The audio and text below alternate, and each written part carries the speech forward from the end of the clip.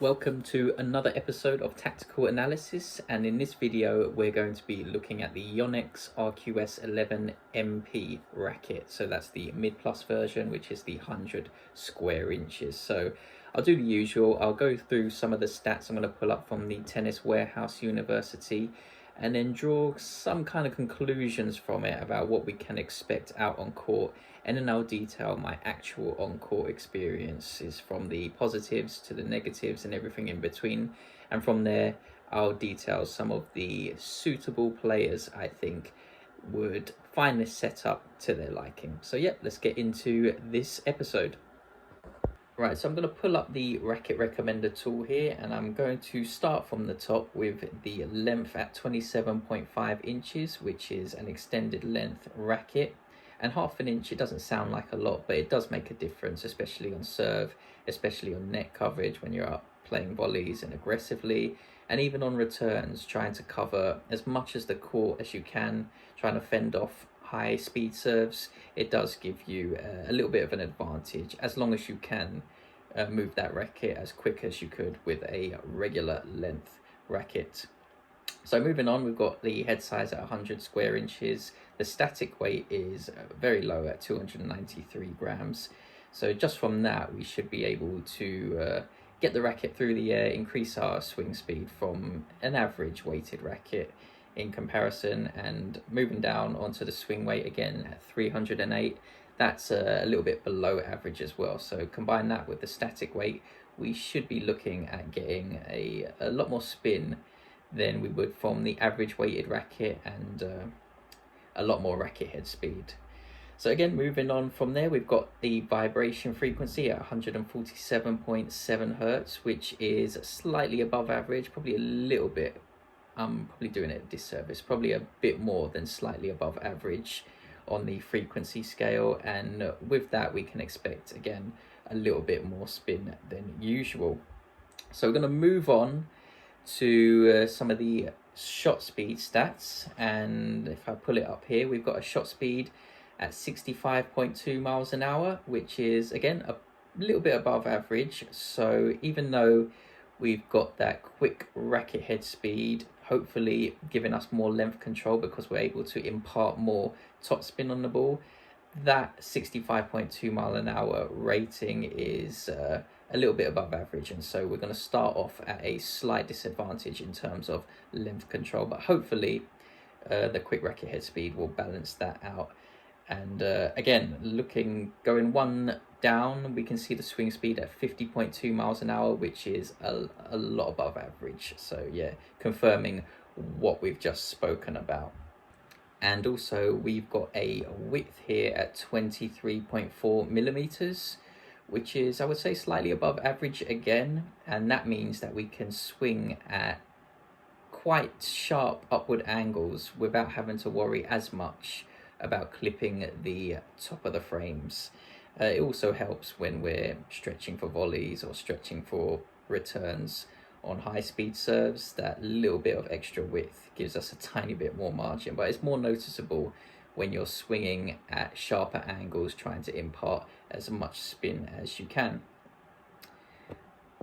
And I also wanted to pull up the shot trajectory tool on the Tennis Warehouse University. This isn't something I've done previously in a video, but I think it does hold at least a little bit of importance. And we've got a net clearance here.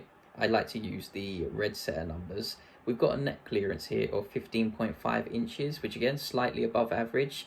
And the higher this net clearance is, the higher the shot launch angle is off of your ground strokes, meaning all things being equal, a higher launch angle means that the distance from your shot until its landing point is further. And so the further that distance, the less length control you have.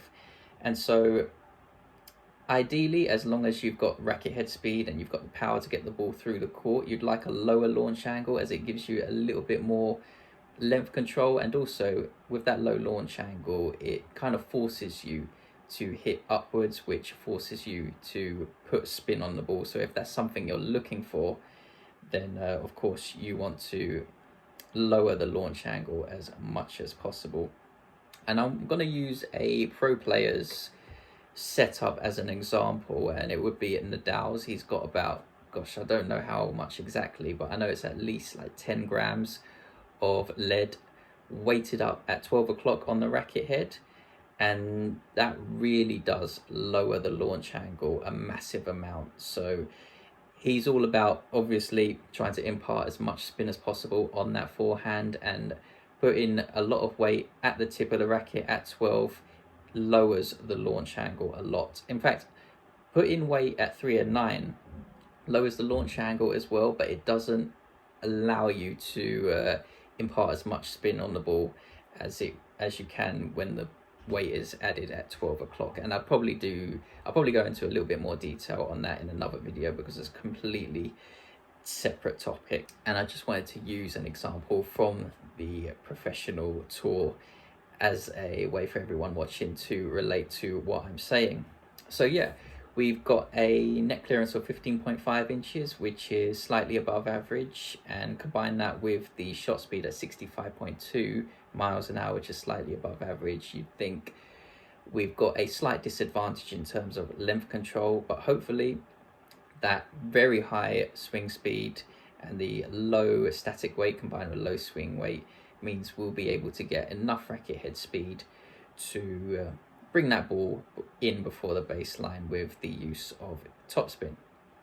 So yeah, let's get into the on-court experiences, and I'll start off with some of the positives. And on to the first positive I took away from my on-court experience. It was the racket head speed. Despite the extended length, that lower swing weight and the lower twist weight, they all combine to make a very maneuverable racket. And so that's really good on serve, that's really good on overheads as a result of it being good on serve. And you can really get that racket head going on ground strokes. So a lot of spin available for players to access, and that's a great thing for us. It's also got really impressive control in terms of trajectory and length, despite the lower swing weight, despite the lower twist weight, and I think that's as a result of the vibration frequency at 147.7 hertz, which is on the above average side, and that really does keep things stable even when you're dealing with heavier incoming shots. And I did want to touch on the swing speed at 50.2 miles an hour. That's very high, that's way above average, and with this number being on the way above average side, it does mean that that tends to decrease the length control. So just a word of caution in that regard. As long as you get the string correct, you shouldn't have too much problems controlling the length, as you can get the racket head through the swing very quickly and get that ball to dip before the baseline. Hopefully, that is the hope. And on to the negatives. This was a tough one, to be honest, because out of the hundreds, if not thousands of rackets I've tested, I'd say this easily ranks in the top 10%. And yeah, it's that impressive. And so I really had to rack my brain to come up with some negatives here. So bear that in mind when I do list a few off. And the first one I'm going to touch on is you're not really able to use soft strings, especially when combined with dampeners. And you know, I touched on that extremely high swing speed. While it's great on serves, and especially kick serves and slice serves and topspin ground strokes, on flatter strokes or dealing with incoming pace, a lot of incoming pace, it does make it a little bit more difficult to control the length as you're trying to take pace off of that shot that's incoming towards you.